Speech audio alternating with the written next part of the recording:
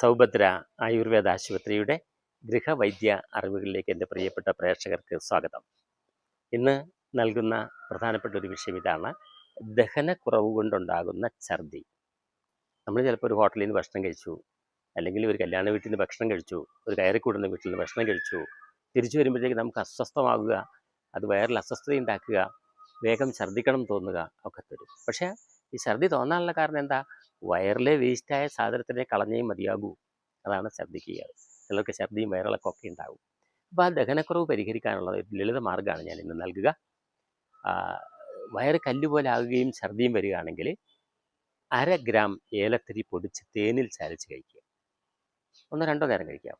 വളരെ പെട്ടെന്ന് അത് ഫലപ്രദമാകും. ഇനി വയറ് കെട്ടി നിൽക്കുകയാണ്, സ്റ്റക്കായ പോലെ വിശപ്പ് തീരെ തോന്നുന്നില്ല, ദഹനം നടക്കുന്നില്ല എങ്കിൽ ഒരു കഷ്ണം ഇഞ്ചി തോല് കളഞ്ഞ് 10 അല്ലി വെളുത്തുള്ളി തോല് കളഞ്ഞ് ചേർത്ത് മിക്സിയിൽ അരച്ച് 1/2 ഗ്ലാസ് വെള്ളം ഒഴിച്ച് കലക്കി വെച്ച് ഊറിക്കഴിയുമ്പോൾ അതിന് 2 സ്പൂൺ ഉപ്പിട്ട് കഴിച്ചാൽ വേഗം ആ പ്രശ്നങ്ങൾ പരിഹരിക്കും.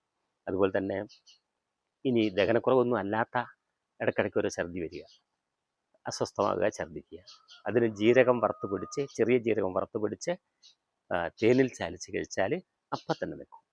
ഇനി അസിഡിറ്റിയും ഈ നെഞ്ചരിച്ചിലും അതിൻ്റെ കൂടെ അസിഡിറ്റിയും ഒക്കെ ഫോം ചെയ്യുകയാണെങ്കിലോ, കഴിഞ്ഞ ദിവസം ഞാൻ തന്നിരുന്നു, ഇത്തിരി പഞ്ചസാരയും അത്രയും ജീരകം, ചെറിയ ജീരകം കൂടെ ചേർത്ത് ചവച്ചരച്ച് തിന്നുക. കുറച്ച് അറിവുകളാണ് ഞാൻ ഇന്ന് തന്നിട്ടുള്ളത്. എല്ലാവരും അത് സ്വീകരിക്കണം. ഈ ചെറിയ പ്രശ്നങ്ങൾ ഉണ്ടാകുമ്പോൾ അത് ഉപയോഗിക്കാനും പരിഹരിക്കാനും ഒക്കെ നമുക്ക് കഴിയണം. അങ്ങനെ നമുക്ക് ഈ ഗൃഹവൈദ്യ അറിവുകൾ നമുക്ക് സ്വന്തമാക്കാം, ഒത്തിരി ആളുകളിലേക്ക് എത്തിക്കാം. കഴിഞ്ഞ ദിവസം ചോദ്യം ഇതായിരുന്നു: ദഹനക്കുറവ് പരിഹരിക്കാനുള്ള ഒരു എളുപ്പവഴി. അതായിരുന്നു ചോദ്യം. 1/2 ഗ്രാം ഏലത്തരി പൊടിച്ച് തേനിൽ ചാലിച്ച് കഴിക്കുക. ഇന്ന് തന്ന ക്ലാസ്സിൽ തന്നെ ഉണ്ടായിരുന്നു ഇന്നലത്തെ ചോദ്യത്തിൻ്റെ ഉത്തരം. ഇനി ഇന്നത്തെ ചോദ്യം ഇതാണ്: വട്ടച്ചൊറി മാറാനുള്ള 2 ഔഷധച്ചെടികൾ ഏതൊക്കെ? നന്ദി, നമസ്കാരം.